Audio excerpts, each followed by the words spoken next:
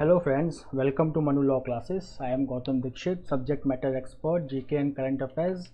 आज के इस वीडियो में हम सितंबर 8, 2021 का डेली हिंदू न्यूज़ एनालिसिस करेंगे और आज के पेपर में कुछ इंपॉर्टेंट न्यूज़ आई हैं specially related to Afghanistan. Some new developments have taken place. हम उसको देखेंगे. The most important news it is coming is that an interim government, ध्यान दीजिएगा, interim government has been announced in Afghanistan. So it has been announced that the news was there that acting prime minister will be Mullah Akhund. Acting prime minister कौन होगा? मुल्ला मोहम्मद हसन अखुंद, ये नाम आप याद रखेंगे. And he has already served as the deputy foreign minister under the earlier Taliban regime and is on a UN blacklist. ये सबसे बड़ा प्रॉब्लम होने वाला है तालिबान में कोई भी गवर्नमेंट फॉर्मेशन के लिए, that most of the government office holder will be in the UN black list. Then एक जो सिरदर्द होने वाला है इंडिया के लिए वो ये है कि जो इंडिया नहीं चाहता था, the position of interior minister was given to Sirajuddin Haqqani who is the leader of the most feared Haqqani network who is also a Taliban deputy leader. Haqqani network जो है इट इज़ स्पेशली इसने इंडियन कंसुलेट और इंडियन एम्बेसीज पे past में attack पहले से ही किया हुआ है. So these are the news over here. इस न्यूज़ को हम थोड़ा सा कंटिन्यू करते हैं कि इस न्यूज़ को हम एक साथ कर लेते हैं कि ताकि एक कंटिन्यूटी बनी रहे. Yes, now see the Taliban को फाउंडर अब्दुल घनी बरादर, जो पहले बात हो रही थी कि ये लीड कर सकते हैं, एक को फाउंडर हैं. मुल्ला ओमर जो हैं, इनके साथ Mullah Omar is considered as the founder of Taliban. Abdul Ghani Baradar will be the co-founder. Then now he will be the deputy leader. और मुल्ला अब्दुल घानी बरादर जो है ये he has served as the head of the political office who oversaw the signing of the US withdrawal agreement, जिसको हम दोहा agreement भी कहते हैं. साथ साथ में मुल्ला याकूब, ये मुल्ला ओमर के बेटे हैं, ये सुप्रीम लीडर थे तालिबान के, ये अब नहीं हैं. तो इनके जो बेटे हैं Mullah Yaqoob, he will be the defence minister. Okay, so now who is the secretive supreme leader of the Taliban right now? मुल्ला उमर तो नहीं है, so it is Hibatullah Akhundzada. Hibatullah Akhundzada, now he is the supreme leader of the Taliban. And जो तालिबान है it will be governed under the Sharia law. So this is the news about the Taliban. ये new development है और ये बहुत ही important है. इसके जितने भी नाम हैं ये काफ़ी इम्पॉर्टेंट हैं. So this was the news. Second है कि इज जस्ट रिकरिंग न्यूज़ कि SC has agreed to adjourn the hearing of plea for Pegasus case proof, जो सुप्रीम कोर्ट में चल रहा है. हमने पहले भी इससे रिलेटेड न्यूज़ पढ़ा था कि जो वेस्ट बंगाल ने जो एक कमेटी बैठाई थी to investigate this Pegasus snooping case, उसको सुप्रीम कोर्ट ने रोकने को कहा और अब सुप्रीम कोर्ट ने एडजर्न किया है हियरिंग और सेंट्रल गवर्नमेंट को और टाइम दिया है to file the affidavit. Then the next is very good news coming that कोविड-19 vaccine doses crosses 70 crore according to the health ministry. यहाँ पे जो है जो डेली मार्क है it is now it has crossed the 70 crore mark. So this is has become very important news और इसको हम आगे के न्यूज़ में भी फॉलो करेंगे कि जो हमारा वैक्सीन परसेंटेज है वो कितना है. सो वी विल सी कि 70% is required for herd immunity. तो उसमें से अगर हम देखेंगे तो अबाउट 56.6% ऑफ इंडियन एडल्ट, ये न्यूज़ मैं फॉलो नहीं करूँगा आगे, आप यहीं पे नोट कर लीजिए. 56.6% of the Indian adult have received at least 1 dose of vaccine and 17.4% of Indian adult they have received 2 doses of vaccine. The next news is Cairn sees end to tax dispute with India. Recently government ने एक bill pass किया और जो retrospective taxation था उसको government ने पीछे लिया है. यहाँ पे the UK based Cairn energy जो कंपनी है जो इसके खिलाफ रेट्रोस्पेक्टिव टैक्सेशन फाइल किया गया था और रिस्पॉन्स में केर्न ने बहुत सारे प्रॉपर्टीज़ को अटैच करने की बात की थी इन पेरिस एंड यूएसए. तो यहाँ पे जो है Cairn is expecting the return of $700 million from Indian exchequer. The next is about the ULFA. अभी देखिए यहाँ पे फैक्चुअल इन्फॉर्मेशन कभी कभी इंपॉर्टेंट हो जाता है कि उल्फा जो है वो कौन से स्टेट में फंक्शन करता है। तो फर्स्ट ऑफ ऑल उल्फा जो है वो एक इंसर्जेंट ऑर्गेनाइजेशन है असम में। इसके दो फैक्शन हैं, ठीक है। तो एक उल्फा है जिसके चेयरमैन अरविंद राज खोवा हैं, और एक उल्फा आई है या ULFA United Liberation Front of Asom Independent, उसके जो चीफ हैं वो हैं परेश बरुआ। सो उल्फा जो राज खोवा के अंडर था उल्फा, दे स्प्लिट इन 2012। उसमें से जब दो ग्रुप्स बनी तो जो एक राज खोवा के अंडर था they were ready for the talks with government, but जो इंडिपेंडेंट था under Paresh Barua they were not ready for the talks with government at that point of time. Now they have declared their intent to have a talk with government, but ये जो talk होगा इसका mediator कौन होगा? So according to Paresh Barua it should be the Assam CM Himanta Biswa Sharma. इनका कहना है कि अगर बाहर आउट ऑफ असम कोई अगर मेडिएटर आता है so they don't know the history, but अगर हिमंता बिश्वास बनते हैं तो इनको पूरी हिस्ट्री के बारे में पता है, so he can be the good mediator according to Paresh Barua. अब ये लोकेशन देख लीजिए, यहाँ पे ना आपको एक चीज़ समझ में आएगा कि नॉर्थ ईस्ट में भी थोड़ा सा एक प्रॉब्लम होता है क्रॉस बॉर्डर इंसर्जेंसी का। तो अब अगर हम सिर्फ इनकी बात करें उल्फा आई की, तो जो परेश बरुआ हैं he is located near Myanmar China border. कहाँ पे हैं? Myanmar China border. इनके जो मेंबर्स हैं they are living in the camps of National Socialist Council of Nagaland खालपान युंग यांग। ये एक फैक्शन है NSCM का।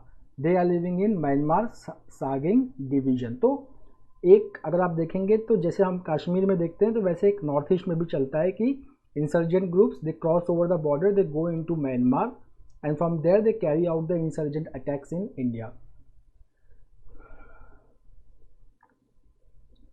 Now यहाँ पे टूरिस्ट लोगों का आना बहुत ज़्यादा हो गया है। कहाँ कहाँ पे? कश्मीर में and in Meghalaya. So this is the news. अब हम इस न्यूज़ को लेते हैं, RSS wing seeks guaranteed crop prices. यहाँ पे हम एक इशू को समझेंगे जो है the minimum support price system. तो मिनिमम सपोर्ट प्राइस सिस्टम जो होता है जिसको हम MSP भी कहते हैं, यहाँ पे एक इशू है फार्मर्स का। वो कहते हैं कि मिनिमम सपोर्ट प्राइस सिस्टम जो है ये through out the country same होता है, बट अगर हम फार्मर्स का इनपुट कॉस्ट देखें तो फार्मर्स का input cost region by region vary करता है। फॉर एग्जांपल जो राइस या वीट को कल्टीवेट करने का इनपुट कॉस्ट जो पंजाब में होगा वो सेम हरियाणा में नहीं होगा। सेम क्यों नहीं होगा? या सेम राजस्थान या यूपी में नहीं होगा। वाई? क्योंकि देखिए सब्सिडीज़ की बात होती है। फार्मर्स को जैसे अगर आप देखेंगे पंजाब और हरियाणा में इलेक्ट्रिसिटी सब्सिडी, वाटर सब्सिडी बहुत ज़्यादा मिलता है, उतना एक राजस्थान के फार्मर्स को नहीं मिलता है। तो वो जो MSP है जो पूरे कंट्री में यूनिफॉर्म होता है उसकी वजह से एक प्रॉब्लम आती है। तो यहाँ पे जो एक RSS विंग है जिसका नाम है Bharatiya Kisan Sangh, they want that this MSP should be based on agro climatic zone. Agro climatic zone India में according to climate the whole India has been delineated into 12 agro climatic zone. तो ये कहते हैं कि हर एग्रो क्लाइमेटिक जोन्स के input cost वहाँ के एनवायरनमेंट के हिसाब से वेरी करते हैं। तो ये जो MSP है it should match the input cost of various agroclimatic zone as well as the inflation which is happening, which is increasing or decreasing. So it should be adjusted with inflation ताकि farmer का जो profitability है वो decrease नहीं होना चाहिए। MSP minimum support price जो है वो डिक्लेयर होता है through CACP, commission on agricultural cost and pricing. Sugar cane के लिए MSP डिक्लेयर नहीं होता, उसके लिए फेयर प्राइस डिक्लेयर होता है। Okay, fair sale price. ये FSP कौन डिक्लेयर करता है? Cabinet committee on economic affairs. ये डिस्टिंक्शन याद रखिएगा।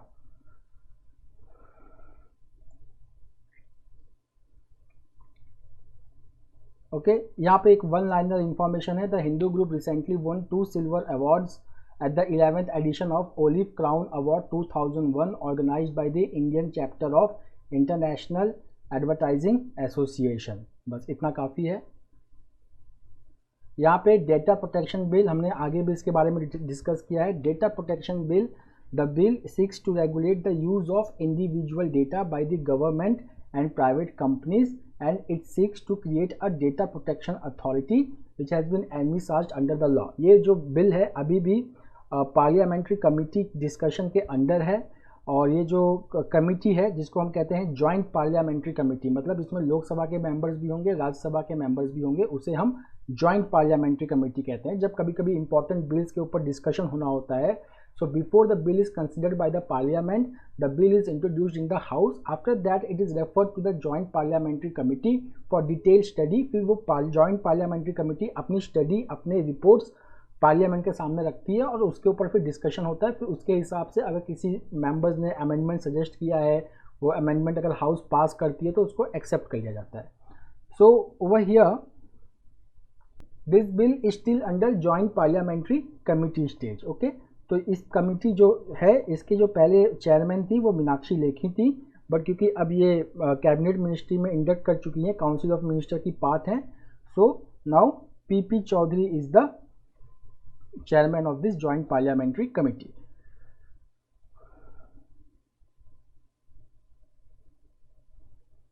उसके बाद एक यहाँ पे बस एक इंफॉर्मेशन है, वन लाइनर इंफॉर्मेशन है। हम जानते हैं कि professor Gilani he died and he was the chairman of the all party Hurriyat conference. Hurriyat conference हमने पहले भी बताया है कि it was like anti India type of party based in Srinagar. अब इनके बाद सैयद अली शाह गिलानी के बाद अब जो इसके चेयरमैन बनेंगे वो बनेंगे Masarat Alam Bhat. Okay, he has been named as the successor. उसके बाद यहाँ पे कुछ इंफॉर्मेशंस हैं कि CIA chief top Russian officials in Delhi. क्यों? To discuss the Afghan crisis. कौन सा अफगान क्राइसिस? कि तालिबान का टेक ओवर के बाद वहाँ से काफ़ी रेफ्यूजीज़ जो हैं अभी भी स्टकअप हैं, बहुत सारे फॉरेन नेशनल्स हैं जो स्टकअप हैं। हम फॉरेन न्यूज़ में देखेंगे कि Taliban has allowed for the extension of the dates for evacuation of foreign nationals who are stranded in Afghanistan. But तो भी एक डिस्कशन होना अब स्टार्ट हो चुका है US के बीच में, रशिया के बीच में और इंडिया के बीच में। यहाँ पे CIA के जो चीफ हैं William Burns, he is going to meet National Security Adviser of India Ajit Doval.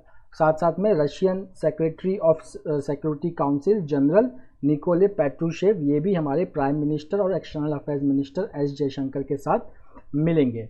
यहाँ पे जो है कुछ इम्पॉर्टेंट चीज़ों का इंफॉर्मेशन है। जब ये मीटिंग होगा इसका क्या आउटकम होगा वो ज़्यादा इम्पॉर्टेंट होगा, बट कुछ इम्पॉर्टेंट चीज़ें यहाँ पे हैं। For example United nation security council resolution 2593 के बारे में यहाँ पे डिस्कशन हुआ है। ये रिजोल्यूशन अभी अभी इंडिया ने सिक्योरिटी काउंसिल में लाया था और इसको रशिया और चाइना ने इसको एब्सटेन किया था इसमें वोट करने से। क्यों किया था? क्योंकि यहाँ पे इस सिक्योरिटी रेजोल्यूशन में ये डिमांड किया गया था कि Afghan territory will not be used for by any terrorist group for launching terror attacks in the south Asian region and central Asian region. But इसमें कुछ टेररिस्ट ग्रुप्स ऐसे थे जिनका मेंशन नहीं था, जैसे कि Islamic State, then East Turkistan Islamic Movement which Russia and China see as a threat to Central Asian security. फिर यहाँ पे एक ग्रुप की बात हुई है ट्रॉइका प्लस। ट्रॉइका प्लस का मतलब है कि यहाँ पे Russia, China, Pakistan, they are called as troika. Russia, Pakistan, China plus US, this are called as troika plus. यहाँ पे ये तालिबान से बात करते हैं, एक ग्रुप बनाया गया है कि जहाँ पे ये तालिबान के साथ डिस्कशन करेंगे, so that there is a consensus based government और a type of government which is not detrimental to the interest of other regional powers around Afghanistan. Okay, तो अभी इसका इंडिया मेंबर नहीं है, इंडिया इसका मेंबर बनना चाहता है, बट ऑब्वियसली पाकिस्तान उसको अपोज कर रहा है। उसके साथ साथ यहाँ पे एक मॉस्को टॉक की बात भी है। Moscow talk is a talk led by Russia for the reconciliation process in Afghanistan.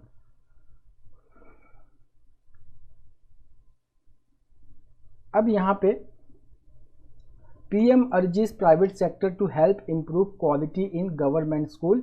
यहाँ पे विद्यांजलि 2 पोर्टल की बात हुई है। विद्यांजलि 2 पोर्टल क्या है पहले हम ये देख लेते हैं।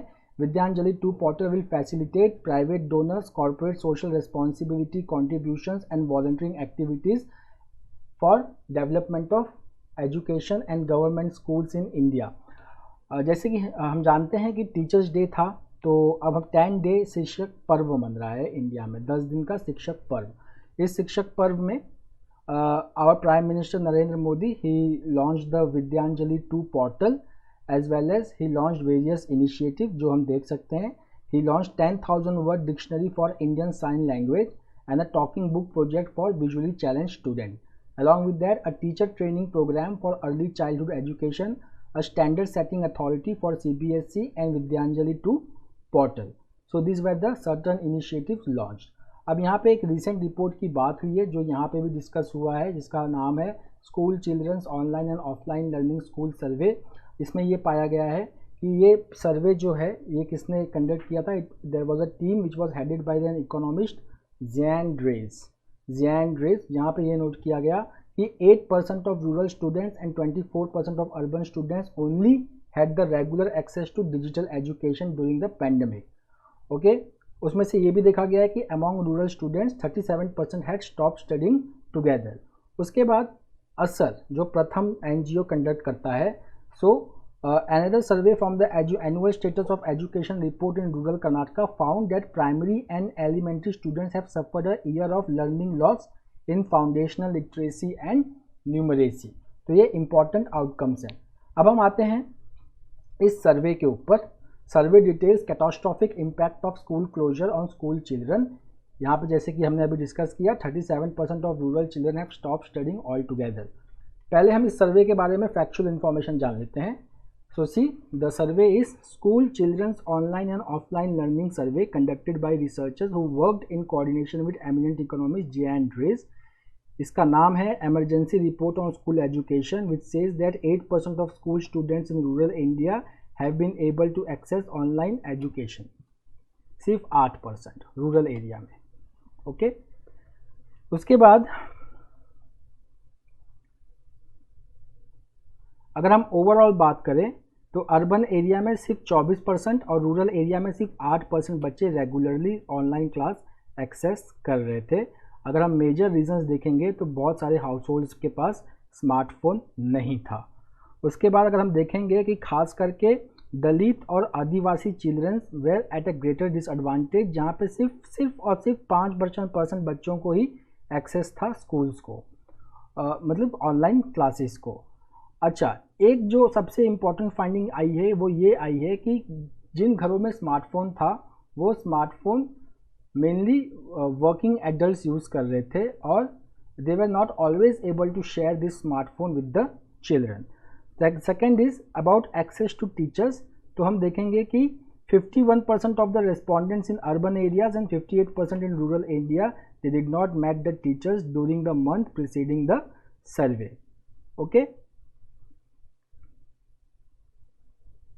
उसके बाद न्यूट्रिशन की बात हुई है। जैसे कि हम जानते हैं कि मिड डे मील स्कीम होता है, MDM scheme for children who are attending the schools, उनको मिड डे मील मिलता है फ्री में। But since students were not able to access this mid day meal schemes तो उनका न्यूट्रिशन लेवल भी hamper हुआ है। अब हम अगर स्कूल्स खोलने की बात करें तो अगर हम देखें पेरेंट्स का क्या ओपिनियन है, तो 10% of the parents in urban areas have some hesitation in sending their children to school, but overall 97% parents supported that the school should reopen। अब यहाँ पे ई श्रम पोर्टल है। ई श्रम पोर्टल का क्या पर्पस है? जैसे कि हम जानते हैं कि जुलाई के में एक सुप्रीम कोर्ट ने जजमेंट दिया था कि that this portal should start functioning after July from August 1st।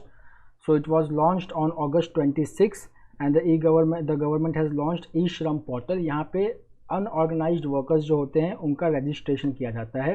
E Shram portal किसके अंडर है? It is under the union ministry of labour and employment, जिसके मिनिस्टर हैं इंक्यूम्बेंट मिनिस्टर भूपेंद्र यादव।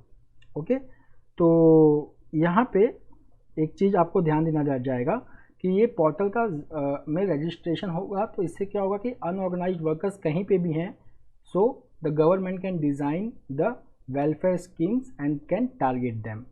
उसके बाद air quality improvement in 2020 improved according to the union environment minister Bhupendra Yadav. तो देख लीजिए यहाँ पे दो इन्फॉर्मेशन जक्स्टापोज हैं आपके सामने कि जो श्री भूपेंद्र यादव ये हमारे एनवायरनमेंट मिनिस्टर भी हैं और ये हमारे लेबर एंड एम्प्लॉयमेंट मिनिस्टर भी हैं। इनका कहना है कि there is improved air quality has been observed in 104 cities as compared to 86 cities in 2018। ये इन्होंने पब्लिक फंक्शन में कहा किस दिन, international day of clean air for blue skies. इसका मतलब क्या हुआ, इसका मतलब हुआ कि 7 सितंबर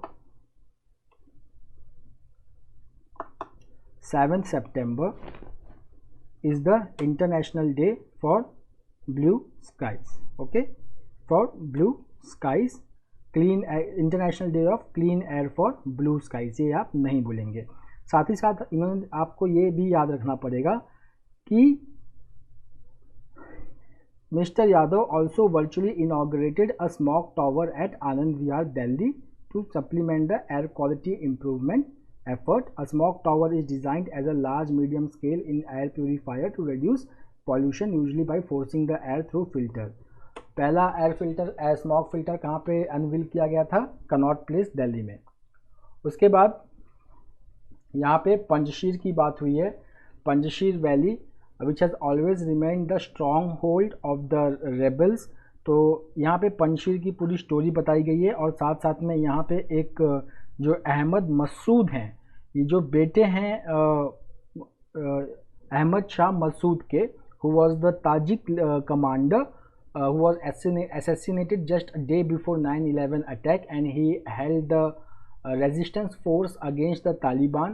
तो आज तक हमेशा ऐसा हुआ है कि पंजशीर कभी भी रेबल फोर्सेस के कंट्रोल में रहा, ना उसको रशिया कैप्चर कर पाया when the Soviet forces invaded Afghanistan, नहीं उसको तालिबान कैप्चर कर पाया। बट इस बार Panjshir valley got captured by the Taliban. तो इस बार ऐसा हुआ कि इसमें बताया गया है कि पंजशीर का जो लोकेशन है वो बहुत ही स्ट्रेटेजिक लोकेशन है। It provides the connection with China, Tajikistan, Central Asian countries and it maintains. तो वहाँ से supplies of arms, supplies of man, supply of other essential things to fight and to carry out the armed resistance, तो ये possible था। But इस बार तालिबान ने एक नया अप्रोच अपनाया। तालिबान ने क्या किया कि this Panjshir valley lies in Badakhshan province of Afghanistan. तो उसने क्या किया, तालिबान ने इस बार आसपास के सारे एरिया को कंट्रोल कर लिया, सारे बॉर्डर एरियाज को कंट्रोल कर लिया, जहां से पंजशीर वैली में जो रेजिस्टेंस फोर्स है, जो वहां पे अहमद मसूद वहां पे लीड कर रहे थे, NRF नेशनल रेजिस्टेंस फोर्स, और जो वाइस प्रेसिडेंट थे अमरुल्ला साले, वो भी पंजशीरी हैं वो खुद, और वो ताजिकी मेनली ताजिकी क्लैन के हैं। तो वो वहाँ पे चले गए। बट इस बार Taliban was able to control Panjshir, was able to recapture Panjshir very easily because they just captured the whole area around the Panjshir valley. तो the help from regional leaders like Russia, Iran and Tajikistan, sorry regional countries like Russia, Iran and Tajikistan could not come in time. और ये जो offensive है ये बहुत देर तक टिका नहीं। Now we have already discuss Taliban will let Afghans freely depart, Blinken has said. Taliban has dispersed the Kabul rally, इनके अगेंस्ट रैली हुआ था जो पाकिस्तान के कंसुलेट के सामने ऑर्गेनाइज हुआ था, उसको तालिबान ने डिस्पर्स किया। उसके बाद यहाँ पे बस आपको इतना याद रखना है कि western theatre command of China they has got a new general, उनका नाम है जनरल वैंग। और ये पिछले 6 महीने में देखेंगे हम तो नॉर्मली तो ये थर्ड न्यू अपॉइंटमेंट है। ओके, उसके बाद हम इस पे आते हैं, SCZ में आते हैं। पहली बात हम SCZ के बेसिक्स को समझ लेते हैं। SCZ का फुल फॉर्म होता है special economic zone. They are constituted under a special economic zone act 2005। इस एक्ट के अंदर they are considered as duty free enclave मानते हैं हम इनको। ड्यूटी फ्री एनक्लेव का मतलब क्या कि एक तो there is no import duty. अगर ये फॉरेन से कुछ इम्पोर्ट करते हैं तो उसके ऊपर इम्पोर्ट ड्यूटी नहीं लगता है। साथ साथ में central sales tax, state sales tax, ये इनको पे नहीं करना पड़ता है। Okay, so they have quite very big tax breaks they are being given. इनका जो ऑब्जेक्टिव होता है वो क्या होता है? इनका ऑब्जेक्टिव होता है एक्सपोर्ट प्रमोशन। ये वही प्रोडक्ट्स बनाते हैं जो एक्सपोर्ट हो, ठीक है। तो एक्चुअली अगर सिंपली बताऊं तो ये क्या होता है, special economic zone are treated as a foreign land in India. तो इनके ऊपर जो इम्पोर्ट ड्यूटी है वो हटा दिया जाता है। अगर सेंट्रल सेल्स टैक्स है या स्टेट सेल्स टैक्स है वो भी हटा दिया जाता है, कोई सेस है वो भी हटा दिया जाता है, कि ताकि जो प्रोडक्ट बने उसकी कॉस्ट काफ़ी कम हो। बट ये जो सारी सुविधाएं हैं ये अब बहुत बंद हो चुका है। तो central government is now reviewing the exclusion of EOUs, export oriented units and SEZs from RODTEP tax refund scheme। Central government ने एक RODTEP रेमिशन of taxes and duties on export product scheme निकाला है। ओके, सो यहाँ पे ये बात चल रही है कि इनको भी इसके अंडर लाया जाए, कि ताकि ये भी इस स्कीम का फ़ायदा उठा सके। ये स्कीम के बारे में हमने पास्ट में भी डिस्कस किया है। This scheme is about improving export performance of India, कि जो लोकल टैक्सेस और ड्यूटीज़ जो एक्सपोर्ट प्रोसेसिंग यूनिट्स को देनी पड़ती है या एक्सपोर्ट रिलेटेड जो मैन्युफैक्चरिंग यूनिट्स को देनी पड़ती है वो ज़ीरो हो जाए। तो इसके अंदर SEZ को लाने की बात हो रही है।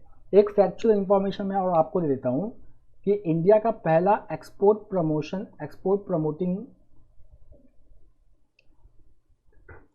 प्रमोटिंग जोन या एक्सपोर्ट प्रोसेसिंग जोन, EPZ भी कहते हैं, it was founded at Kandla in Gujarat in 1965। अब यहाँ पे outlook remain stable for banking says IndRa. What is IndRa? It is a domestic rating agencies. Rating agencies का काम होता है कि कंट्री, बैंक्स, उसके इंस्टीट्यूशंस को रेटिंग करना according to their financial stability. So it has given a stable outlook for banking sector for financial year 2022। और इसने कुछ इंफॉर्मेशन दिया है कि that the gross non-performing assets of the banking sector are to be estimated at 8.6% and stretched assets at 10.3%। और banks इस साल they will continue to strengthen their finance by raising capital, means banks जो हैं वो capital raise करेंगी through IPO और by other means, and they will be able to provision their buffers। provision their buffers का मतलब जब भी कोई भी एसेट NPA डिक्लेयर हो जाता है तो बैंक्स को कुछ परसेंटेज ऑफ अमाउंट उस NPA का एज अ बफर रखते हैं, जिसको कहते हैं प्रोविजनिंग द बफर। ये they will be able to do that. But हम अगर MSME सेक्टर्स की बात करें तो ये इसमें इस पैराग्राफ में MSME सेक्टर्स का परफॉर्मेंस बता रहा है। That MSME sector had been under pressure and due to demonetization, introduction of GST, RERA, Real Estate Regulatory Authority, RERA, the slowing down of business at large corporates and now COVID-19। अच्छा, अगर हम NPS की बात करें तो NPS जो है हमेशा प्राइवेट बैंक्स का ज़्यादा है इंडिया में as compare to government banks.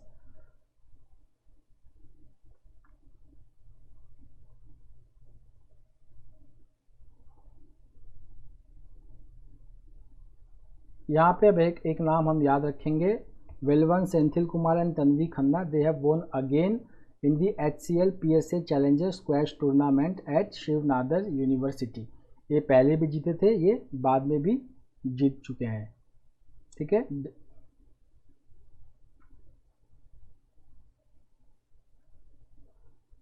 Now this is important. Payas Jain and Sahana Saini have bag the gold and silver medal in the world table tennis youth series tournament. Okay, तो ये एक इंफॉर्मेशन आप याद रखेंगे। अब हम बढ़ते हैं अपने एडिटोरियल की तरफ।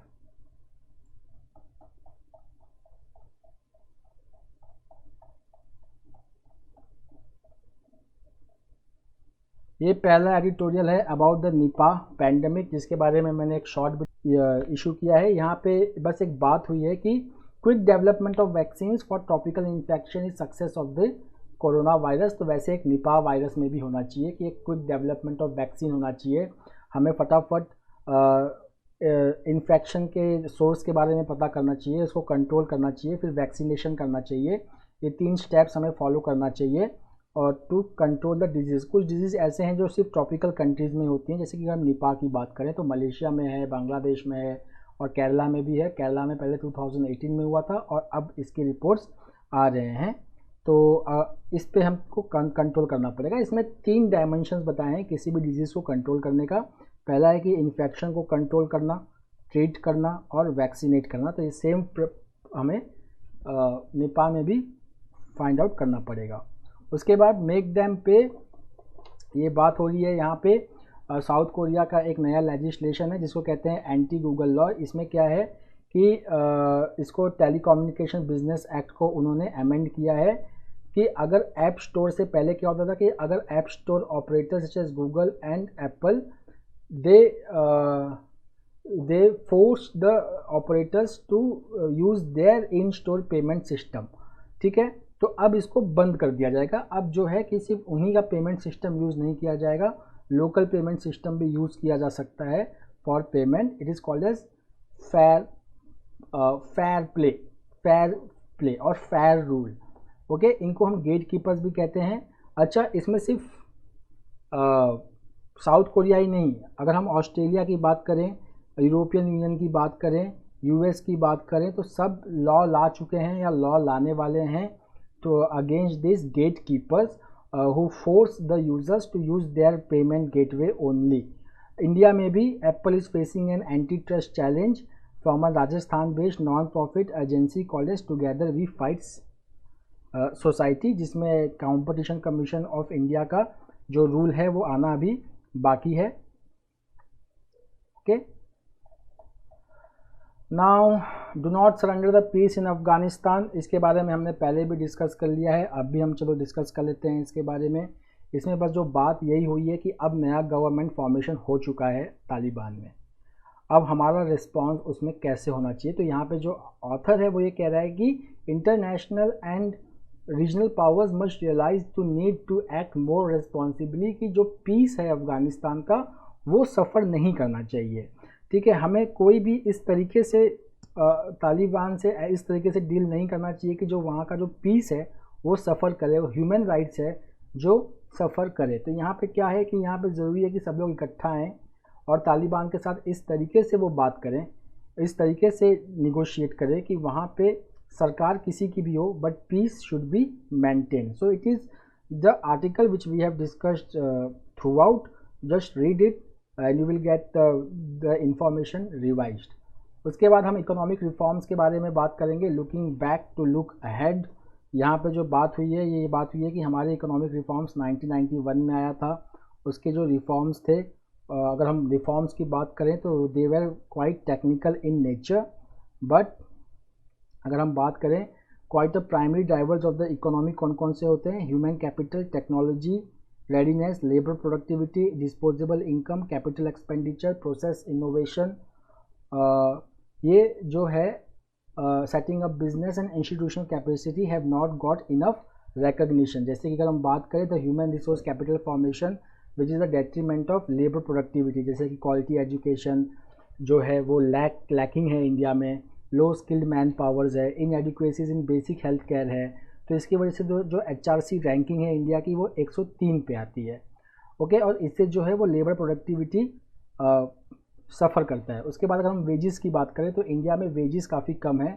सो low wages have a direct bearing on disposable income, और जितना कम डिस्पोजेबल इनकम होगा उतना ही कंज्यूमर कम खर्चा करेगा ऑन कंज्यूमर ड्यूरेबल्स, और इकोनॉमी में जो है डिमांड वो कम होगा। साथ में low expenditure on research and development है, तो हमारे यहाँ पे इनोवेशन इन टेक्नोलॉजी है वो भी काफ़ी कम है, और टेक्नोलॉजिकल रेडीनेस भी काफ़ी कम है। फिर अगर हम लो प्रोडक्टिविटी की बात करें तो लेबर प्रोडक्टिविटी इन इंडिया वो काफ़ी कम है।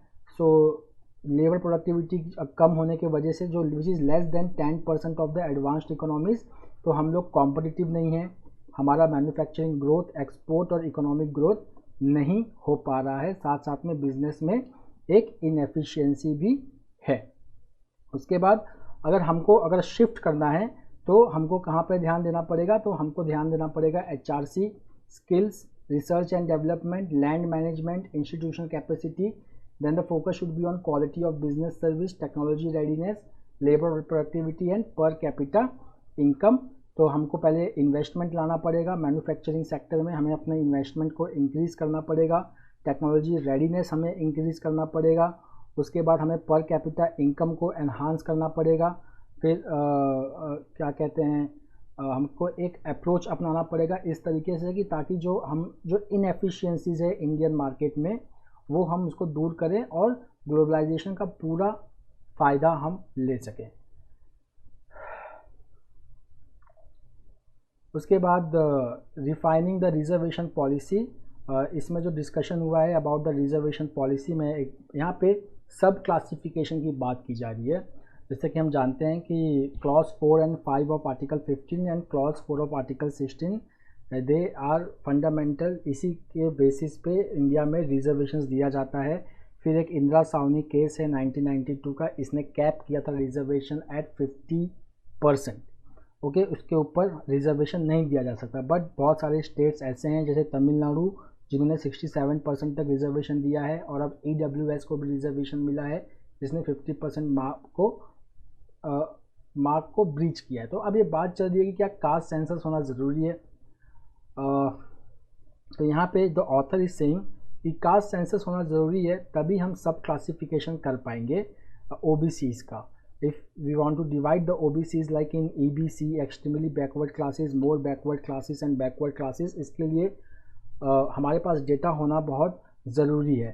तो इन्होंने एक कमेटी की बात भी की है, रोहिणी कमीशन कहते हैं, which was constituted by the central government in October 2017 for sub categorisation of communities in central list of OBC, जिसका वर्क अब आने वाला है।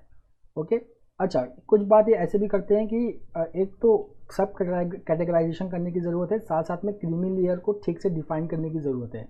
जैसे कि अगर आप आज की बात करें तो income from salary and agriculture are not considered, but income from other sources are taken into account for calculating the ₹8 lakh benchmark for creamy layer. तो इस डेफिनेशन को थोड़ा ठीक करने की ज़रूरत है। साथ साथ में बहुत सारे वैकेंसीज आज भी हैं गवर्नमेंट में जो फिल नहीं हुई है। 27% रिजर्वेशन है, पर अगर हम देखेंगे कि सेंट्रल गवर्नमेंट में केस में अभी तक सिर्फ 21.5% seats are occupied by OBCs, इसको हमें भरने की ज़रूरत है।